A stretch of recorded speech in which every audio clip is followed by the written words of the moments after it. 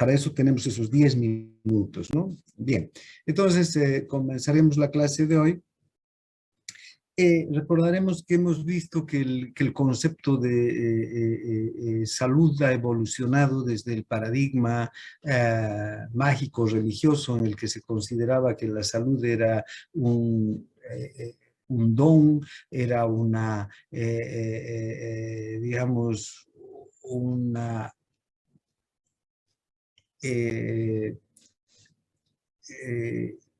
un beneficio, era una situación que nos daban los dioses, ¿no? Era un don divino y que la enfermedad era un castigo de estos dioses, ¿no?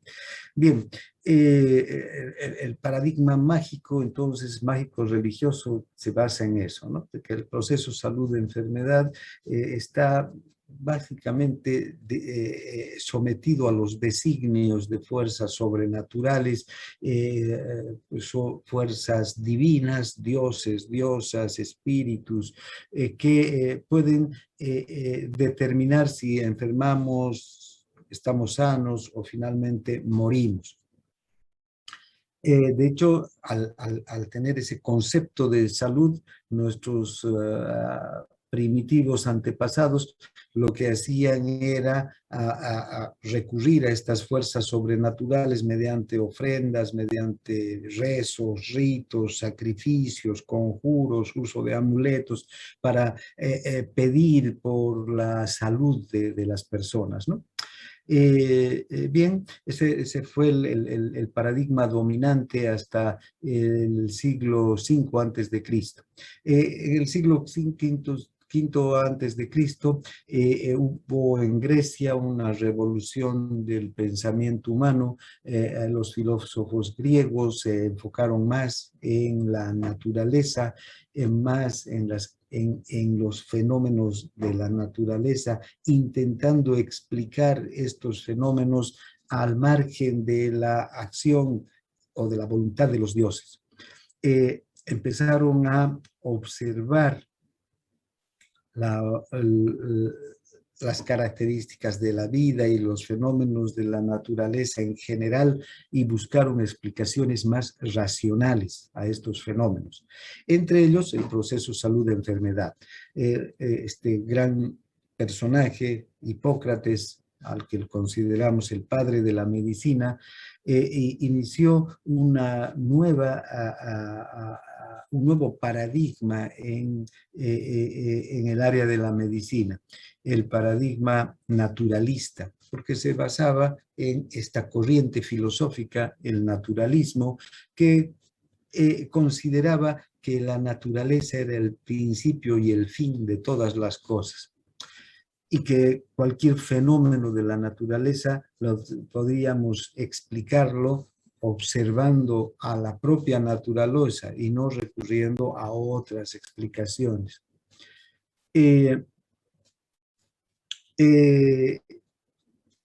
este marco nace entonces la teoría humoral de la enfermedad, ¿no? En el que considera que hay diferentes humores que son los que forman parte del cuerpo humano. Estos humores vendrían a ser la bilis negra, la flema y la sangre, y que los 4 humores deberían estar en equilibrio para producir la salud. Y cuando había un desequilibrio de estos humores, se producía la enfermedad.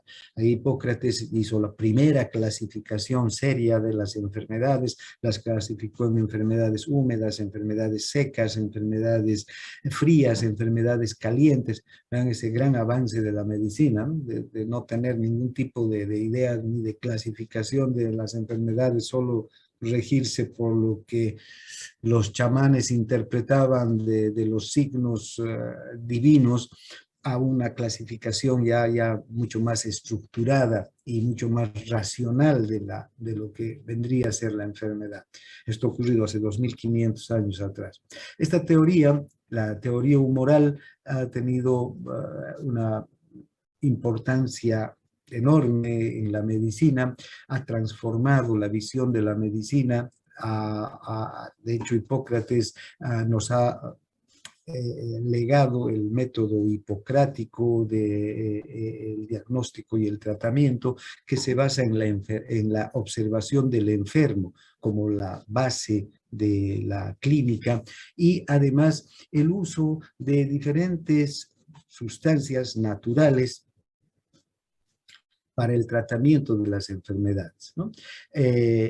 Además, Hipócrates no solamente hizo una clasificación de todos los medicamentos naturales que se utilizaban hasta ese entonces, que ya era muy importante, sino que también introdujo diferentes instrumentos para el tratamiento de las enfermedades.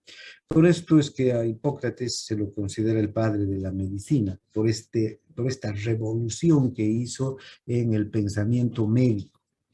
Luego, esta teoría ha sobrevivido muchos pasajes importantes de la historia humana, entre ellos dentro de la historia, por lo menos de la civilización occidental, todo lo que ha sido el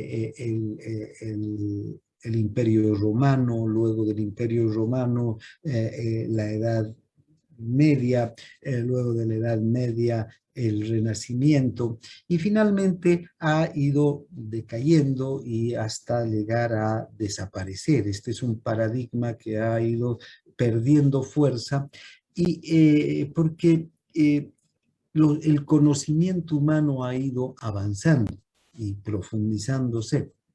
De hecho, ya durante el Renacimiento, se llama Renacimiento esta etapa, porque renacen esas ciencias que los griegos y los romanos, pero en particular los griegos, habían empezado a cultivar 2000 años antes, y que fueron perseguidas, fueron estigmatizadas por el cristianismo.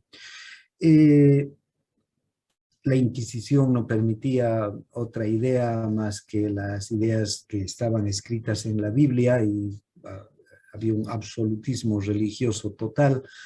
Entonces, al término de la Edad Media y cuando empieza el Renacimiento, hay un nuevo pensamiento que empieza a aflorar en el ser humano y en Europa en particular, y empiezan a nuevamente renacer, digamos, las ciencias, la física, la química, la biología, la geología, la astronomía, ¿no? Además, hay grandes inventos que revolucionan el conocimiento: el telescopio de Galileo, el microscopio de Hooke. Por otro lado, todos los inventos de Leonardo da Vinci, nuevas investigaciones, importantes investigaciones que se empiezan a hacer a partir de la liberación, digamos, de la opresión religiosa a la que estuvieron sometidos,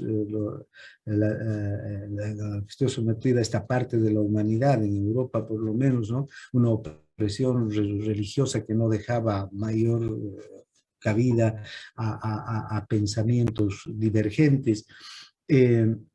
Por ejemplo, se empezó a investigar al ser humano, ya empezó una mayor investigación del cuerpo humano, más prácticamente, digamos, concretamente en lo que hace a la medicina. Vean, entonces empiezan a emerger los grandes anatomistas. Vesalio, ¿no? Es el representante máximo, digamos, de todos los anatomistas, pero Leonardo da Vinci también tuvo mucho que ver con el estudio de la anatomía humana, aportó mucho a la anatomía da Vinci, y empezaron a estudiar más de cerca al organismo, al cuerpo humano. Y de hecho Vesalio escribió y dibujó sus esquemas del cuerpo humano, de los huesos, de los músculos, y los plasmó en su obra que se llama La fábrica del cuerpo humano, en latín Humanis Corporis Fabrica. Este libro es una de las joyas de la literatura universal por la calidad de los dibujos, por la calidad de la información. De hecho, este libro, aunque hay, bueno, nuevos tratados de anatomía como los de Testi, los de Latarjet, Rubier. Sin embargo, no ha sido superado el libro de Vesalio en la calidad del dibujo y en la descripción anatómica. Entonces, ven, empezamos a conocer mucho más en detalle el cuerpo humano. Por otro lado, el microscopio la ayuda a ir mucho más allá de los tejidos y a encontrarnos con ¿qué? Con la célula. Empiezan la teoría celular de la enfermedad. Luego se dio que la enfermedad no radicaba en la alteración de los humores, como planteaba la teoría humoral, que en su tiempo fue revolucionaria, sino en la alteración de la célula en particular. Entonces, los conocimientos humanos empezaron a tener una mayor profundidad y una mayor amplitud, ¿no? Gracias a las ciencias. Además, se pudo desarrollar mejores productos para el tratamiento de las enfermedades. Empezaron a aparecer medicamentos, ¿no? La síntesis de medicamentos a partir de sustancias químicas, ¿no? Que ya empezaron a superar solamente la acción o el uso de plantas, de partes de animales, ¿no? De polvos, sino que se empezó a mezclar sustancias, a sintetizar medicamentos gracias al avance de la química también. La física, por otro lado, empezó a aportar también para los medios de diagnóstico. Mejoraron los medios de diagnóstico. Entonces, surge un nuevo paradigma. El paradigma naturalista, el paradigma basado en la teoría humoral de Hipócrates queda allá atrás y aparece un nuevo paradigma, el paradigma biomédico. En este paradigma empieza a construirse desde el año 1600 después de Cristo, cuando empieza el Renacimiento, hasta prácticamente a mediados del siglo XX. Y tiene una vigencia importante, ¿no? Aquí ya no hay esa idea de que las enfermedades se producen por la alteración de los humores y que ese desequilibrio entre la sangre, la bilis, la flema y la bilis negra producía enfermedades secas, húmedas, etcétera, ya queda totalmente superado, queda atrás. De hecho, hay varias teorías que se empiezan a desarrollar, la teoría iatroquímica, la teoría iatrofísica, la teoría animista, la teoría vitalista, que si ustedes tienen tiempo pueden leer todas estas teorías que son la base de este paradigma biomédico. Por ejemplo, la teoría iatroquímica dicen que la base, digamos, de la enfermedad, por eso se llama iatro, ¿no? La que produce las enfermedades, la génesis de las enfermedades está en la alteración de los procesos bioquímicos del organismo.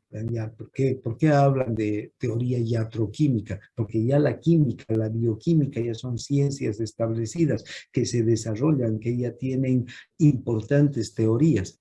Luego, la iatrofísica dice que la base de las enfermedades está en la alteración de procesos físicos Cuando hablamos de procesos físicos, ya se empieza a entender que muchas de las células, como las células nerviosas, por ejemplo, desarrollaban una energía eléctrica.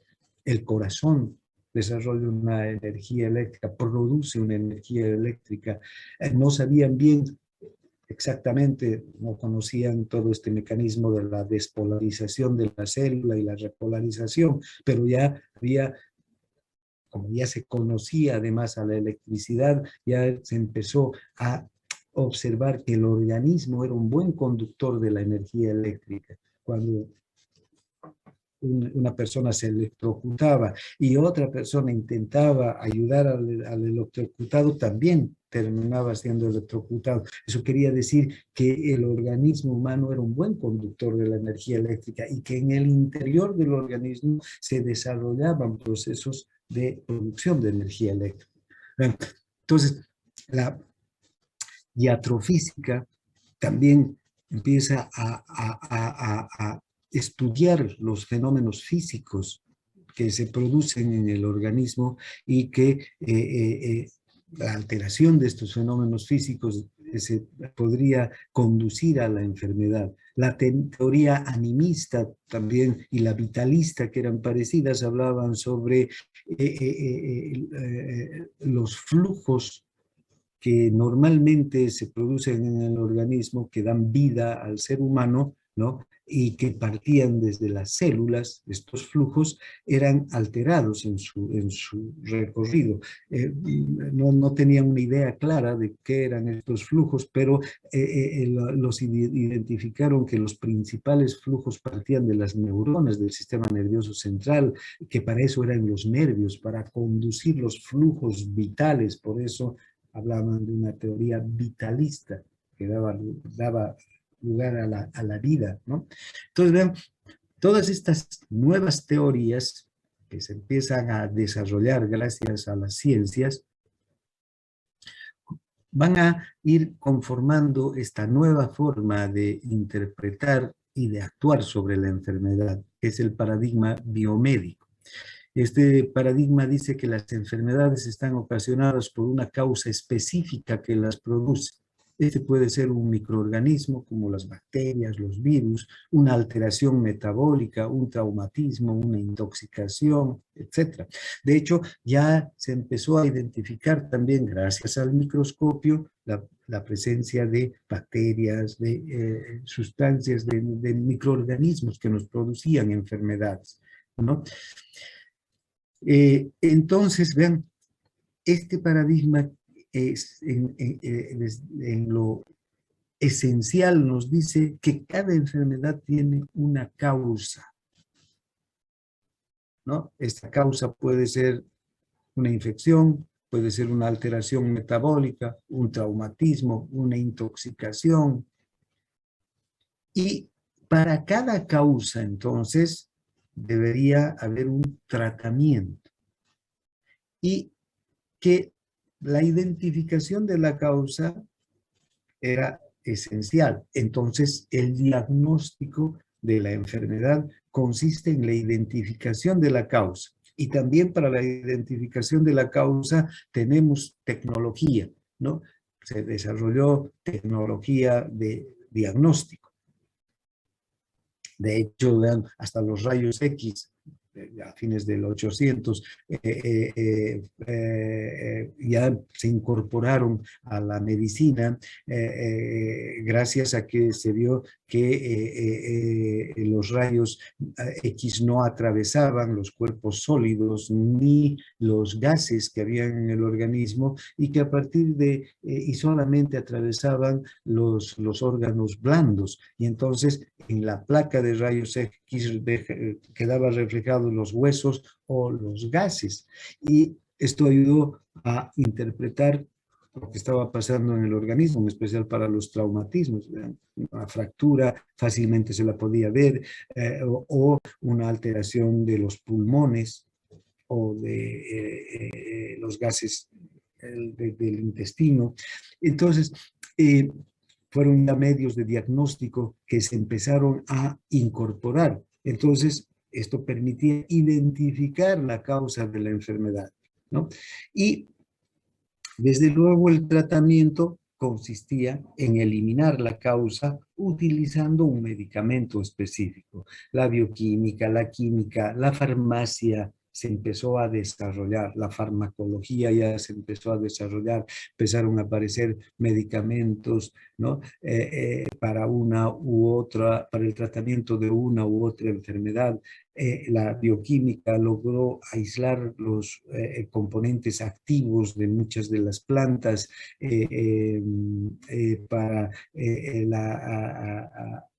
para ser utilizados en la producción masiva de medicamentos.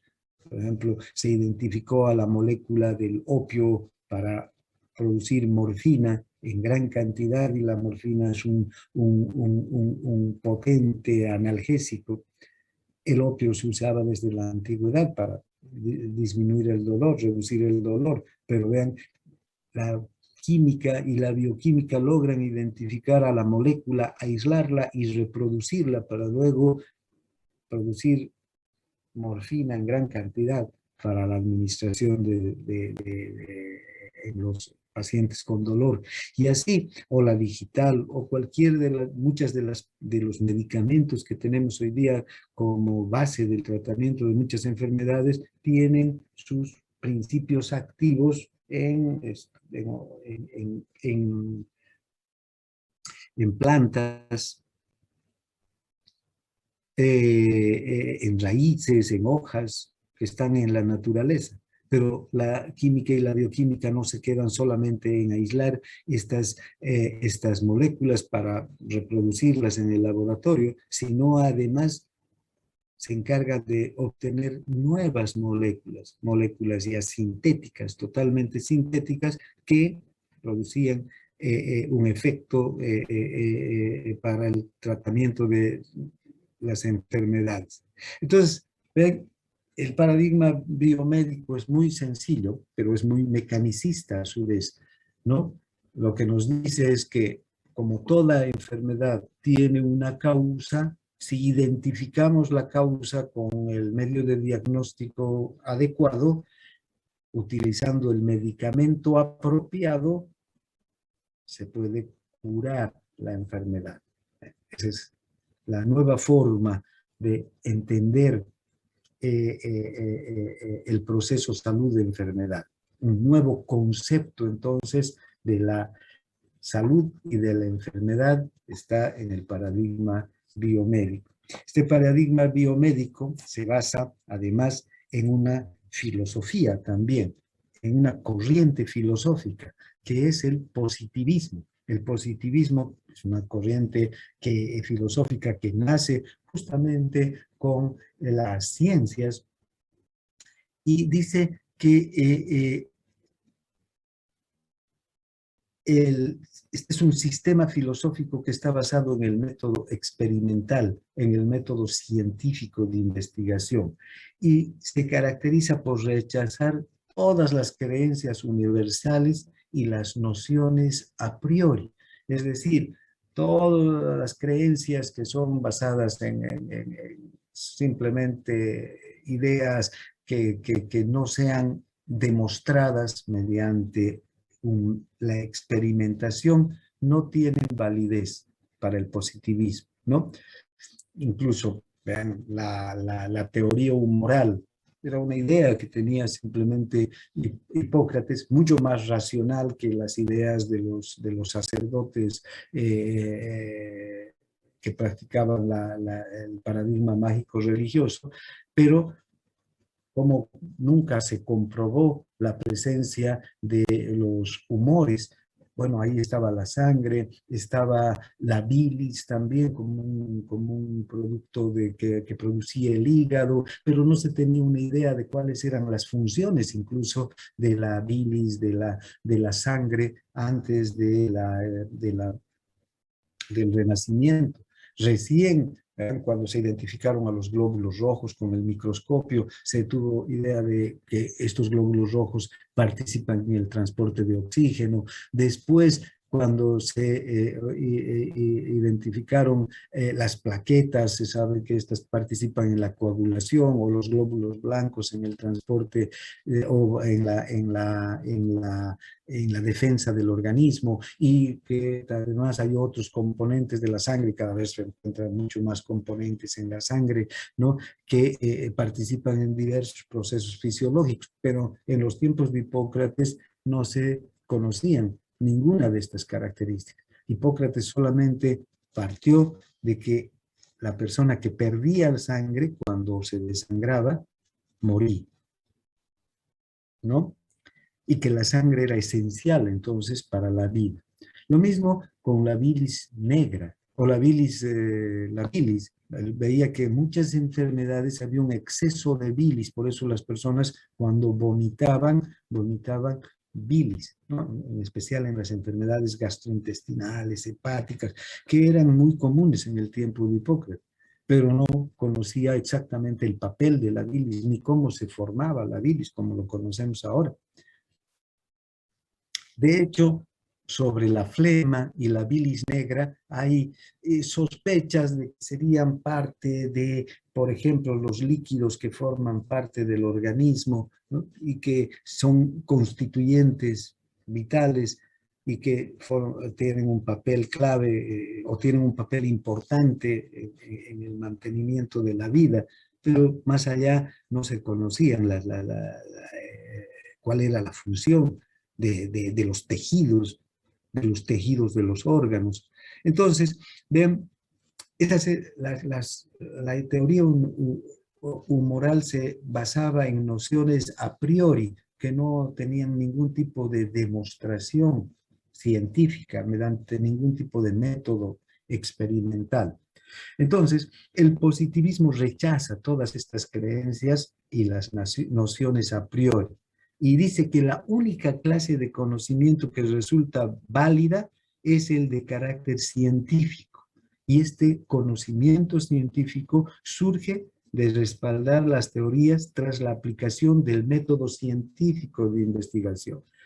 El método científico de investigación nace de la identificación de un problema, luego de los objetivos científicos que se le debe dar para la solución de ese problema, luego el planteamiento de una hipótesis, después del planteamiento de la hipótesis viene la prueba de la hipótesis, y finalmente, cuando se tienen los resultados de la prueba de la hipótesis, las conclusiones del método experimental. Entonces, todo ese proceso que conocemos como método científico de investigación o de experimentación es el que tiene que cumplirse para que un conocimiento sea válido. Y además, para que el conocimiento sea válido, tiene que ser respaldado a través de la estadística.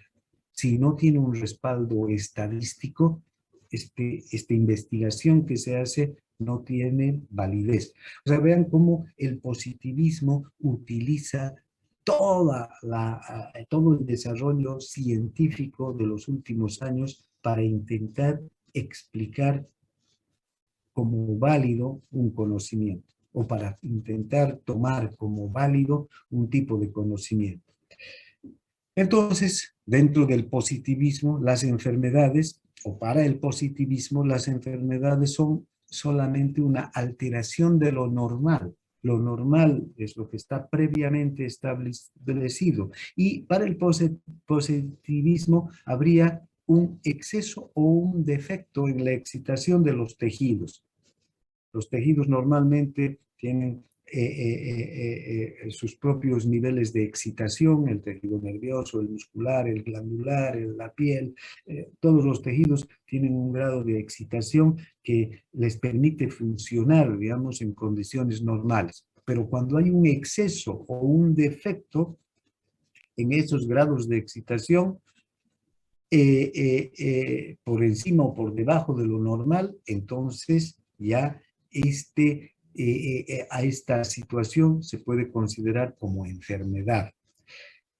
Entonces, el positivismo es la base de la base filosófica de la del paradigma biomédico. Bien, entonces, para el paradigma biomédico, la enfermedad es unicausal, es causada por microorganismos, ¿no es verdad? Para esto se respalda en la bacteriología, en la epidemiología, ¿no? Luego, el diagnóstico y el tratamiento tiene que basarse en la identificación de estos, digamos, de la de la causa de la enfermedad y a través de una utilización de los medicamentos adecuados realizar el tratamiento. ¿Y quién está en condiciones de realizar el tratamiento? Los únicos que pueden realizar el tratamiento son los médicos. ¿Y cuáles son los lugares apropiados para hacer el tratamiento? Los hospitales, ¿no? Con el uso de medicamentos, con tecnología de punta, con el uso de laboratorios, etc. Entonces, vean, esta teoría o este paradigma indica que la única forma de que el estado normal, digamos, el estado de salud se altere es porque hay una causa que lo va a alterar. Y esa causa se la puede identificar. Y una vez que se identifica la causa, se puede utilizar el medicamento o la tecnología apropiada para curar. ¿Y quién es el profesional, el único que está capacitado para todo esto? El médico. ¿Y dónde? En el hospital. Perfecto. Hasta aquí estaríamos de acuerdo, ¿no? De hecho, esta teoría, este paradigma se desarrolló con fuerza durante más de 3 siglos. Tuvo su máximo esplendor en el siglo XX y luego fue decayendo, aunque todavía se mantiene, hay muchos profesionales que mantienen este pensamiento, el pensamiento biomédico, lo mantienen vigente, ¿no? Desde luego, ven, el paradigma biomédico se apoya en la ciencia, en el desarrollo científico y tecnológico, y desde ese punto de vista va a mantener su vigencia mientras la ciencia sea la principal herramienta de obtención del conocimiento. Bien, como les decía hace un momento, el paradigma biomédico se ha desarrollado en base a muchos sistemas o teorías médicas como la iatroquímica, iatromecánica, iatrofísica, animismo, vitalismo, solidismo, brownismo, mesmerismo. Todos estos dieron origen a distintos conceptos de enfermedad, pero ya rechazando la teoría humoral y incorporando una visión nueva a lo que deberíamos entender por enfermedad. Al final, vean, cada una de estas teorías o sistemas médicos no tenía toda la verdad, pero sí ha aportado a una nueva comprensión dentro de lo que es el paradigma biomédico del proceso salud-enfermedad, ¿no? Da Vinci fue un anatomista muy importante, se lo conoce como pintor, como inventor, pero también tiene un tratado de anatomía que es una joya una joya dentro de la literatura médica. Besalio, con su famoso libro de Humanis Corporis Fabrica, fue el que revolucionó la anatomía. Además, vean, Besalio tenía una característica de dibujar al cuerpo humano en actitudes cotidianas, no como un muerto en una mesa de disecciones o como simplemente un músculo aislado, un hueso aislado. También ha hecho esos dibujos, pero ha hecho muchos de sus dibujos muestran posturas, actitudes cotidianas del humano, ¿no? Y donde podemos observar cómo se desplazan los huesos, las posturas de los músculos en el organismo, en el cuerpo. Muchos anatomistas han contribuido al conocimiento de la anatomía. Este personaje, Ambroise Paré, es el padre de la cirugía, fue el primero en realizar muchas intervenciones quirúrgicas, era médico de los ejércitos franceses, entonces ahí practicaba en especial amputaciones y otras, y el tratamiento de heridas de guerra, ¿no? Que donde más se practica en realidad. Paré aquí en una cirugía, ven, amputando una mano. Este señor Fracastoro, sin ser médico, desarrolló una teoría, teoría del contagio, que prácticamente es la que tenemos actualmente, que dice que hay tres formas de contagio: la infección por puro contacto, es decir, de enfermo a sano, la infección por contacto humano y con objetos contaminados. Si yo estoy enfermo, toso sobre el teclado de una computadora. Si tengo coronavirus, viene otra persona, utiliza el teclado, se contagia, sus manos se contaminan, se lleva las manos a la nariz y se puede contagiar de coronavirus. Muchas enfermedades además se contagian así también. O la infección que actúa no solo por contacto humano, sino que se transmite a distancia también, ¿no? A través del agua, del aire, incluso de animales que actúan como vectores llevando la enfermedad de un humano a otro. Entonces, esta es teoría del contagio que empezó a explicarnos de dónde vienen las enfermedades infecciosas. No son maldiciones, ¿no? Sino son contagios, ¿no? Falta de higiene, falta de precaución en la manipulación de enfermos, que luego estos enfermos contagian a sanos, etc. Harvey fue el padre de la fisiología, le explicó la circulación de la sangre, cómo circulaba la sangre y cómo el corazón tiene un papel clave en la circulación de la sangre, el bombeo de la sangre por el corazón que crea cada contracción del músculo cardíaco, que crea una presión adecuada para la circulación de la sangre, y como la sangre va por las arterias llevando nutrientes y oxígeno hacia los tejidos y desde los tejidos retorna por las venas hacia el corazón y luego a los pulmones para purificarse, recambiar, ¿no? El oxígeno, el dióxido de carbono por el oxígeno, para volver a circular, ¿no? Antes de Harvey había un gran número de teorías en los que no se entendía muy bien para qué servía la sangre. Se sabía, como les digo, que era un líquido vital sin el cual no podíamos vivir, porque las personas que perdían sangre inevitablemente morían cuando se desangraban, pero no se conocía bien su función ni cómo circulaba dentro del organismo. Harvey, que es considerado el padre de la fisiología, fue el que describió en su libro el funcionamiento del corazón en los animales, así se llama el libro, cómo funciona la sangre, cómo funciona el corazón y cómo la sangre circula por el cuerpo.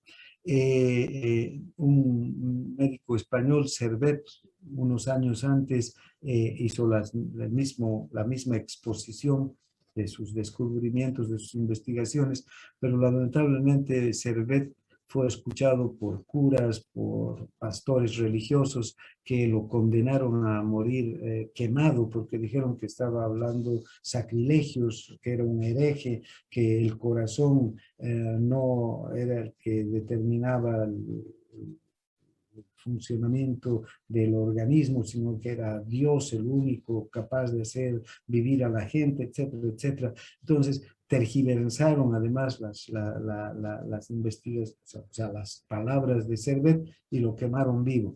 Felizmente Harvey ya no cometió el mismo error de Servet y él expuso sus teorías frente a otros médicos, a otros investigadores que lo entendieron desde un punto de vista racional, sin el prejuicio religioso. Entonces, pudo aportar de esa manera al desarrollo de la ciencia, ¿no? Este es el libro de Harvey en el que explica cómo circula la sangre. Luego, Leeuwenhoek fue un médico que utilizó, en realidad creó, más que médico, fue un físico, pero que creó el primer microscopio, la sencillez del primer microscopio, pero que tiene varios de los elementos que tienen nuestros microscopios actuales. Si vemos, vean, aquí está el tornillo que va a llevar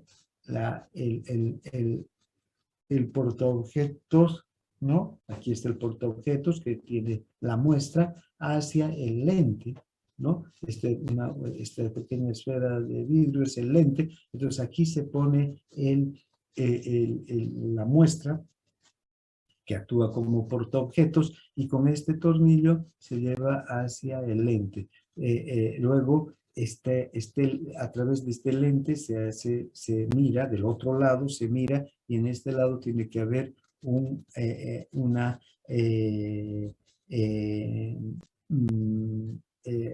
cámara o una fuente de luz. Incluso hay tornillos que pueden ayudar a ajustar el foco, a enfocar mejor el objeto.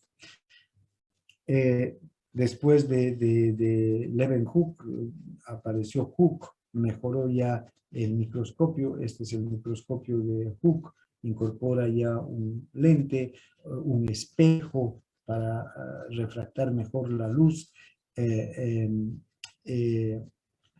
y un tubo, ¿no? Por el cual, y el lente, el ocular, el tubo, para poder enfocar mejor el objetivo. Gracias a este microscopio, Hooke descubrió las células en el corcho y como parecían celdas de los monjes en los monasterios, le puso el nombre de célula. De ahí viene el nombre de célula, de celda, ¿no? De las habitaciones en las que habitaban los monjes en los monasterios. ¿Ven? Fíjense, este dibujo de Hooke, estos dibujos de Hooke son de esta su obra Micrografía del 1665. Entonces el microscopio fue realmente una revolución, ayudó a entender mejor al organismo. En vez de explicarnos desde afuera de lo que está pasando en el organismo, podemos ingresar, mirar nuestros tejidos, mirar los glóbulos rojos, mirar las células blancas, mirar las neuronas, mirar los espermatozoides, mirar los óvulos y poder explicar mejor cómo funciona nuestro organismo, cómo nos reproducimos como especie y de las otras especies también. Vean, este es un dibujo de una pulga, ¿no? En todos sus detalles, ¿no? Gracias al microscopio. Este es Robert Hooke. Sydenham hizo una clasificación de las enfermedades, prácticamente una nueva clasificación, y Sydenham ya clasifica las enfermedades como enfermedades del aparato respiratorio, del aparato digestivo. Casi es la clasificación de enfermedades que usamos ahora. La primera fue de Hipócrates, de enfermedades secas, calientes, frías, húmedas y todas sus variedades y sus combinaciones, pero ya Sydenham dejó atrás a la teoría humoral. Recuerdan, las nuevas corrientes médicas ya rechazaron la teoría humoral y Sydenham clasificó más bien como enfermedades de los diferentes aparatos o de los diferentes sistemas del sistema respiratorio, del sistema digestivo, del sistema circulatorio. Y bueno, poco a poco fueron desarrollándose los instrumentos médicos. Este gran médico, Laennec, inventó el fonendoscopio, esa es la primera versión del fonendoscopio. Jenner descubrió las vacunas que son tan útiles y que tantas vidas han salvado. Snow fue el primer epidemiólogo que describió cómo se comporta una epidemia y cómo se puede cortar a una epidemia y que evitar que pueda difundirse por toda una comunidad. Los conceptos de foco, de contagio, etcétera, los profundizó y gracias a John Snow en este momento la epidemiología cuenta con un montón de herramientas para controlar las epidemias. Esta epidemia de cólera, por ejemplo, muchos de lo que hacemos en la actualidad lo debemos a Snow y toda esta ilustre, digamos, este ilustre grupo de médicos de la Escuela de París que desarrolló la medicina clínica y la llevó a un nivel muy alto. Pasteur, que hizo investigaciones microscópicas de un gran número de microorganismos, lo mismo que Hooke, Roentgen, que descubrió los rayos X, ¿no? Y finalmente todo lo que viene a ser las técnicas quirúrgicas y de diagnóstico, de tecnología de punta que se han ido desarrollando en los últimos años, hasta que Watson y Crick identificaron al ADN, lo describieron, vieron sus componentes, para qué sirve el ADN, qué es la transcripción, qué es la traducción génica, etc., ¿no? Watson y Crick, los que descubrieron el ADN. Bien, entonces, como ustedes pueden ver, la medicina se benefició mucho del pensamiento biomédico, ¿no? Sin embargo, como el conocimiento avanza, empezaron a aparecer nuevas, digamos, nuevas formas de pensar y surge un nuevo paradigma, el paradigma sociomédico. Y este paradigma se basa en observaciones más amplias del proceso salud-enfermedad.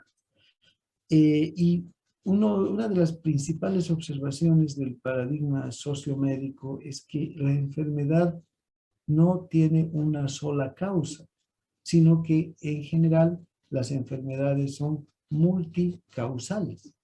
Hay muchas causas o factores, se los conoce como factores, que intervienen en el desarrollo de una enfermedad.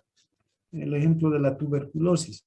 Evidentemente es el bacilo de Koch el que va a, digamos, a ingresar al pulmón y va a desarrollar la infección.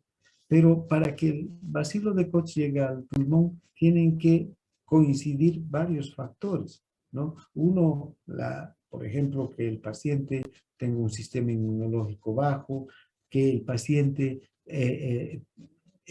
tenga un nivel de nutrición malo, que el paciente sea alcohólico, que el paciente tenga condiciones socioeconómicas bajas en general, ¿no?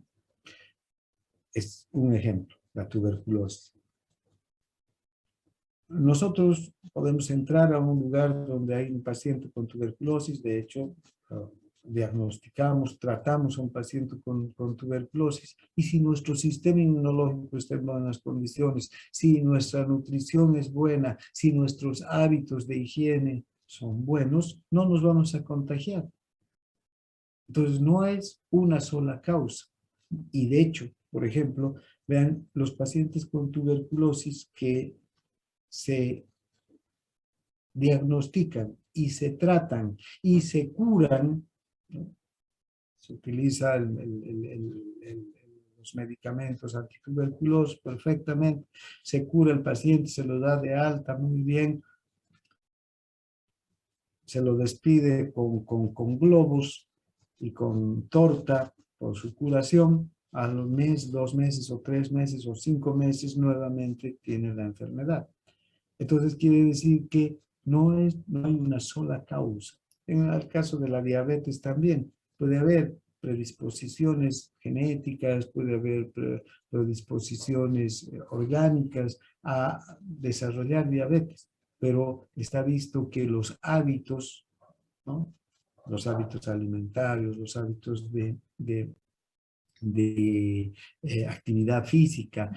Además, los nuevos tipos de alimentos, los nuevos estilos de vida son más importantes incluso que los rasgos genéticos y otros para adquirir diabetes.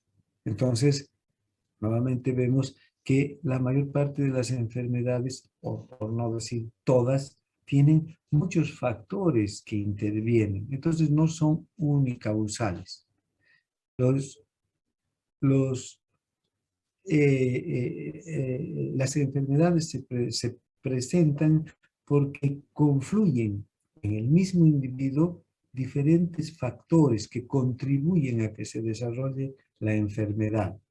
Entonces, estos factores están presentes en el propio individuo, que puede tener ciertas predisposiciones o puede tener un sistema inmunológico bajo o puede tener un mal nivel de nutrición o puede tener un hábito como el tabaquismo, como el alcoholismo, como el uso de drogas, no solamente drogas como la cocaína o la heroína, sino incluso medicamentos de receta a los que es adicto el paciente,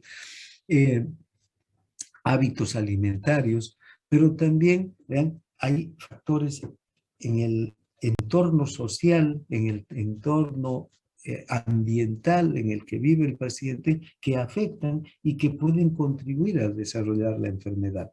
Entonces van a haber factores biológicos, van a haber factores sociales, van a haber factores culturales, factores medioambientales e incluso el mismo sistema de salud. Si un sistema de salud es bueno o malo, también va a influir en que enfermemos más o menos las personas, o que atendamos oportunamente nuestra salud y no tengamos problemas, o que no atendamos oportunamente nuestra salud y terminemos muriendo o complicando una enfermedad relativamente, digamos, banal. Una enfermedad banal, que es una enfermedad sin importancia, pero que puede complicarse en una enfermedad grave, ¿no? Que puede llevar a una discapacidad o incluso la muerte. Entonces, todas estas condiciones están en el entorno en el que vivimos. Son factores que favorecen o que también evitan que se presenten las enfermedades. Entonces, cuando vamos a hacer un diagnóstico de una enfermedad, no solamente hay que identificar la causa etiológica, sino todos los factores de riesgo. De hecho, Hipócrates, en toda su capacidad filosófica, incluso que tenía Hipócrates, iba más allá de solamente ir a ver si era una infección o si era un trauma, sino que, si ustedes recordarán, pues, comenté esto y está en el libro de las aguas, los aires de Hipócrates. Él decía que cuando un médico llega a un lugar, antes de atender a los enfermos, tiene que ver las características del lugar, si es frío, si es húmedo, si es a orillas del mar, en las montañas, en los valles, si hay vientos, hay agua, qué tipo de agua, qué comen esas personas, cuáles son sus alimentos, para que cuando atienda ya a cada uno individualmente, todos estos elementos que él ha observado del entorno de las personas le ayuden a llegar a un diagnóstico más certero. Y Hipócrates hablaba de estos elementos y no se basaba solamente en una causa, sino que cuando estamos tratando con el paciente tenemos que ver todos los factores que podrían afectar y que podrían haber contribuido a la enfermedad y que pueden contribuir a que esa enfermedad se complique más. Y también podemos ver los factores que pueden ayudar a que el individuo pueda salir de la enfermedad. Bien, entonces, el diagnóstico aquí consiste en la identificación de los factores del riesgo y también el tratamiento, entonces, consiste en eliminar todos estos factores de riesgo. Es sabido que por la diabetes o para la hipertensión o para cualquier otra enfermedad crónica, por ejemplo, no solamente hace falta el medicamento. Hay un tratamiento, el medicamentoso, que es importantísimo por todo el aporte de la ciencia, de la farmacología, de la medicina. Es esencial. Pero sin el tratamiento no medicamentoso, los medicamentos muy poco pueden hacer. Si un paciente con diabetes tiene sus hipoglicemiantes, tiene todo su tratamiento, pero se olvida de la actividad física, se olvida de mejorar sus hábitos alimentarios por muchas toneladas de medicamentos que le demos, igual esa diabetes va a avanzar y va a terminar complicándose, o un hipertenso. Una persona que tiene hipertensión, por muchas toneladas de antihipertensivos que se le dé, igual si no tiene cuidado con el uso de sal, la sal no modifica ciertos hábitos, sino también si no se dedica por lo menos a hacer una caminata de dar 2 vueltas a la plaza cada día, no va a poder mejorar su condición y va a terminar con complicaciones de la hipertensión. Y es así en todas las enfermedades. Entonces, vean, siempre que hay que, entonces el tratamiento tiene que incluir la eliminación de todos los factores de riesgo, disminuir por lo menos los factores de riesgo que afectan al paciente. Ahora, además, otra cosa que es diferente del paradigma biomédico es que aquí el médico no es el actor principal ni el único, ¿sí? Del tratamiento del paciente, ¿no? Aquí hay un equipo que tiene que encargarse de los pacientes. En todos los pacientes, vean, en todas las enfermedades, en especial en las enfermedades de tipo crónico, porque las enfermedades agudas o matan en pocos días o también desaparecen rápidamente, ¿no? Pero en especial en las enfermedades crónicas hace falta la intervención del médico, de un nutricionista, de un fisioterapeuta, de un psicólogo o de diferentes especialistas, ¿no? No solamente un endocrinólogo o un cardiólogo, sino de diferentes especialistas que se ocupen del paciente. En algunos casos, incluso profesionales que no son directamente vinculados al área de la salud, pero que son esenciales para que los pacientes puedan mejorar su estado de salud, como visitadores sociales, por ejemplo, trabajadores sociales, ¿no? Que vean las condiciones en las que vive una persona y de alguna manera intentar mejorar sus condiciones de vida, porque muchas personas, por las condiciones en las que viven, no van a poder seguir un tratamiento, no van a poder seguir una intervención a largo plazo si no hay algún tipo de ayuda para esas personas. Entonces los médicos, los hospitales se recurren a estos trabajadores sociales para que puedan visitar a las familias, ver y buscar la forma. No lo hacemos directamente los médicos, pero tenemos que trabajar en coordinación con un trabajador social para ver que ese trabajador social en el ámbito de sus competencias de trabajo pueda ayudar a buscar alguna alternativa a las personas para que puedan recibir un tratamiento. De lo contrario, por más que tengamos el diagnóstico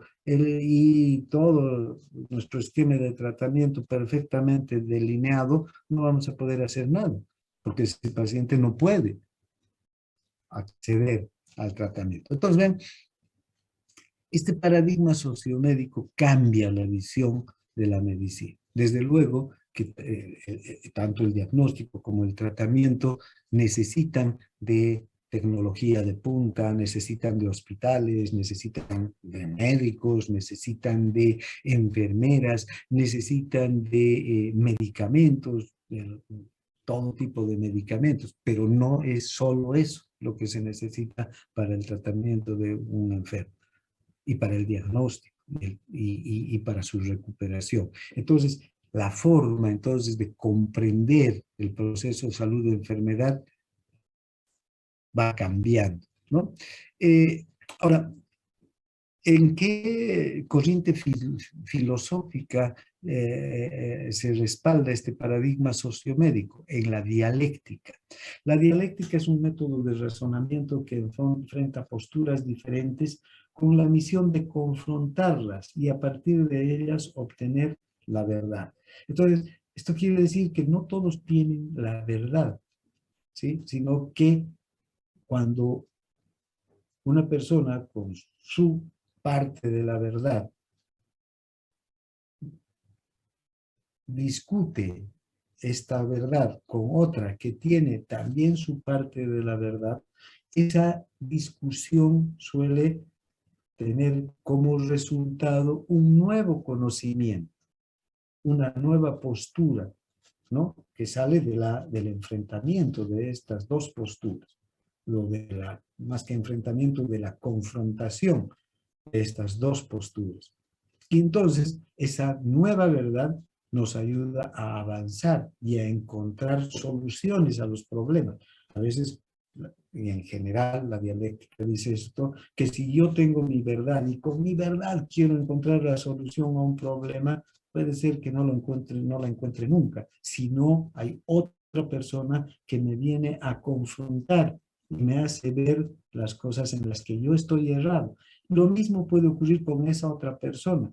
Con su propia verdad no podrá encontrar la solución a los problemas que le plantea la vida, la naturaleza. Entonces tiene que haber una confrontación, una oposición de ideas. Y es así como avanza la ciencia.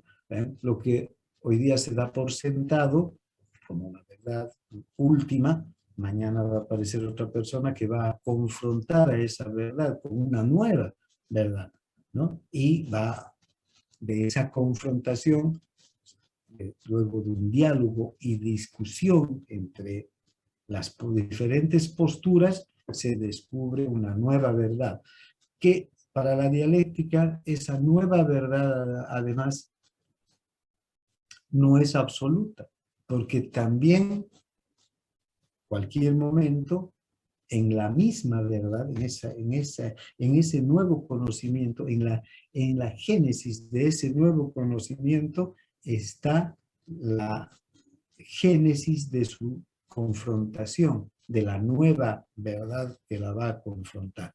Entonces, este es un devenir, ¿no? Es un método de conocimiento como la expresión del devenir de la realidad, ¿no? En las que siempre va a haber una verdad que va a dar lugar a una nueva verdad a partir de la confrontación o de la exposición de elementos opuestos. Y eso es lo que en última instancia en ese tipo de filosofía, en la dialéctica, es que se basa este paradigma sociomédico. Entonces, la enfermedad tiene un origen multicausal, estas muchas causas los podemos llamar factores de riesgo, ¿no? Que pueden ser biológicos, sociales o estilos de vida, las personas cómo viven, fuman, no fuman, usan drogas, no usan drogas, qué tipo de comida es su comida, digamos, habitual, una comida saludable, una comida variada, basada en elementos más naturales, es comida rápida, etcétera. Utiliza alcohol, hace ejercicio físico, hace actividad física, qué sé yo. ¿ven? estos estilos de vida son determinantes para estado, salud, enfermedad. Y desde luego el medio ambiente, ¿no?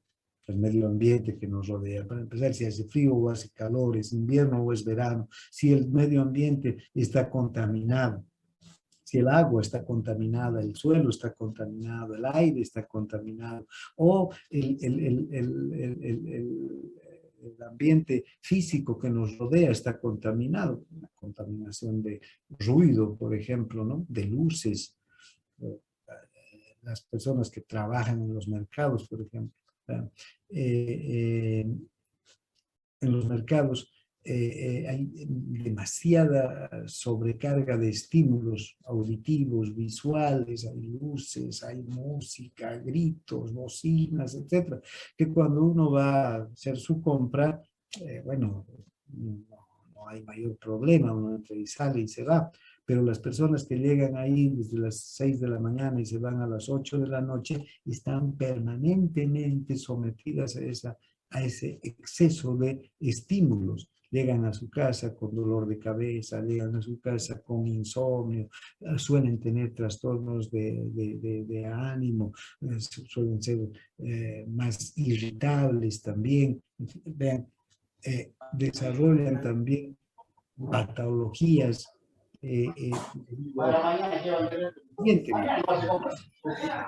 entonces, esta es una característica que nos muestra que hay diferentes causas que pueden contribuir a producir una enfermedad, no solo una causa, ¿no? En el mismo individuo y en la misma enfermedad.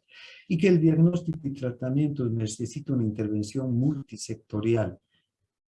Esta intervención multisectorial incluye equipos de salud, el médico que tiene que ser, digamos, el que hace el diagnóstico, el tratamiento, pero que es también el que tiene que coordinar todo este equipo, porque un médico puede decir, usted necesita un psicólogo, necesita un nutricionista, necesita un fisioterapeuta o necesita este otro especialista para coadyuvar al tratamiento, o además una persona puede necesitar del apoyo de un trabajador social para que se pueda llevar adelante su diagnóstico, su tratamiento, ¿no? Entonces, equipos de salud y el uso de tecnología apropiada, que incluye toda la tecnología de salud, ¿no? Desde, qué sé yo, la sal de rehidratación oral hasta la resonancia magnética. Y finalmente, estos dos elementos, la participación de la comunidad. Cuando hablamos de la participación de la comunidad, aquí incluye a la familia. El enfermo no es una persona sola, no es un individuo que no tiene un capital social. La persona tiene su familia, tiene sus amigos, que deberían participar también de los procesos, al menos si el paciente lo quiere, deberían participar de los procesos de tratamiento, de diagnóstico, de apoyo al paciente. Y finalmente la incorporación de saberes, ¿no? No somos los únicos que trabajamos en salud, hay muchos saberes que están dispersos y que pueden ayudar a el tratamiento de un paciente. Bien, entonces, esta es la característica de lo que conocemos como atención primaria de salud. Ya van a llegar ustedes a las materias en las que lleven atención primaria, y la atención primaria de salud no es una atención de primeros auxilios, no es una atención para pobres, no es una atención que incluye solamente darle una tableta para el dolor al paciente. No, la atención primaria incluye todas las prestaciones que recibe un paciente, pero de acuerdo a el nivel de atención que requiere el paciente. Si el paciente no necesita más que una consulta externa y un tratamiento sintomático de la gripe, por ejemplo, no hay para qué a ese paciente mandarle a hacerle tomografías, resonancias magnéticas, ni hacerle una intervención quirúrgica de nada, ¿no? Pues necesitará solo paracetamol para sus síntomas y ya está. O si el paciente tiene neumonía, Entonces necesitará internarse, necesitará tomografías, necesitará procedimientos especializados y medicamentos especializados para la tomografía. Y si tiene cáncer de pulmón, entonces necesitará de los métodos de diagnóstico que incluyan tomografía, biopsias, resonancias magnéticas y de tratamiento, quimioterapia, radioterapia, cirugía. Eso es atención primaria. Dar a cada paciente la atención que requiere de acuerdo al nivel de atención que precisa por el tipo de enfermedad que tiene. Bien, entonces, hasta aquí vamos a llevar ahora, no sé si tienen alguna consulta. Esos son los paradigmas en salud. Por lo menos esos 4, los que yo he podido reunir e identificar para comprender esta evolución del concepto de salud y de enfermedad a lo largo del desarrollo histórico de la humanidad. Bien, si no hay consultas, si no hay opiniones sobre este tema, antes de terminar la clase, vamos a hablar sobre la tarea.